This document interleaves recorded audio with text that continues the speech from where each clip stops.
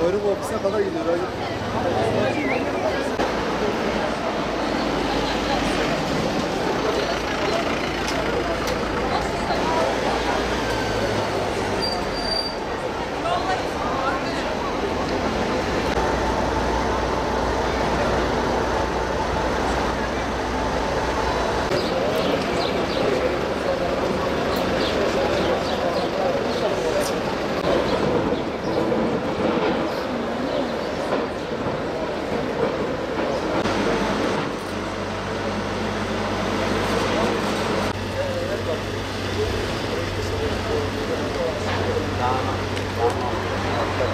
İşsizim. Benim 6-7 tane çocuğum var. Hepsi işsiz. Benim 2000 gün sigortam da var. Yani bu iş kura gireyim derken kendime mücadele edip çalışayım bu sigortamın çalışması için. Vallahi mağdurum. Ekmek eve getiren yoktur bende kadar. Beklentimiz bir işin bir ekmek parası evimize, çoluk çocuğumuza bir ekmek götürmektir. Bu İşkur devletin verdiği bir iştir. Şu an Diyarbakır'da görüyorsunuz bu milleti, bu kadar millet ekmek parası için, çoluk çocuğunu besletmek için bu insanlar bu saate kadar bekliyor. Sen bunu devlet görmüyor mu acaba? Devlet görüyor, Diyarbakır halini görüyor. Devlet buna bir el atamaz mı? Atabilir. Çalışmazsak olmuyor. Çoluk çocuğumuz az kalır. Ben 3 tane çocuk okutturuyorum. Ya okula gidiyor çocuğun masrafı en az 20-30 milyon ben günde masrafını veriyorum.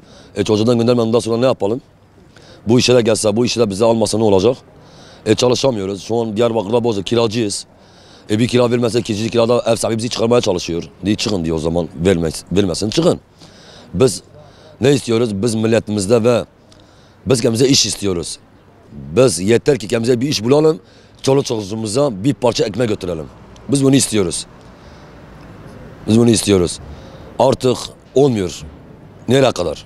Çalışmazsak Diyarbakır'da çalışmayan bir insan ya uyuşturucuya başlar, ya esrara başlar, ya hırsızlık yapar. Budur.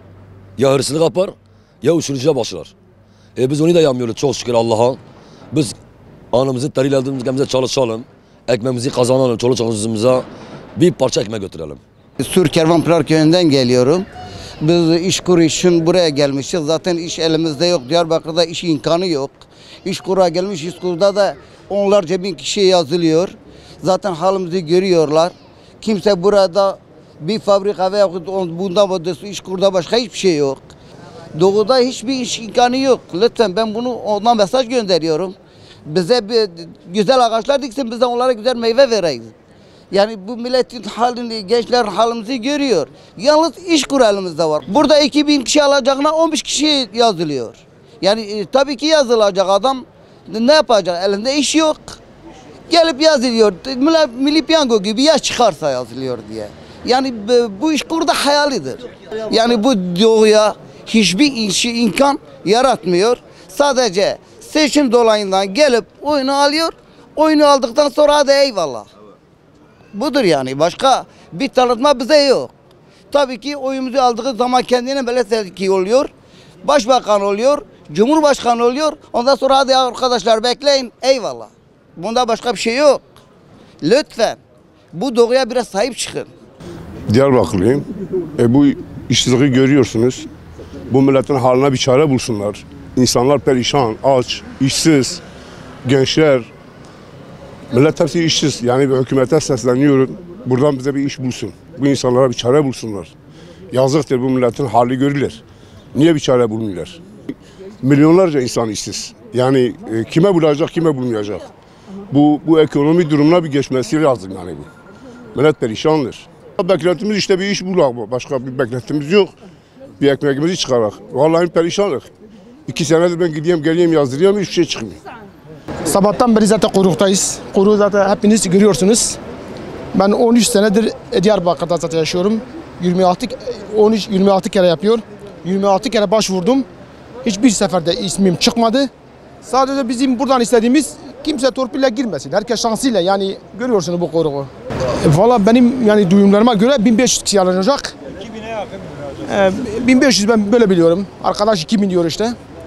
Sen bugün akşama kadar hiç olmasa 10.000 kişi gelir buraya. Cuma'ya kadar da bu sürecek. Bunu 5.000'i de bulur. Yani 50.000'i de bulur yani. Kesin bulur.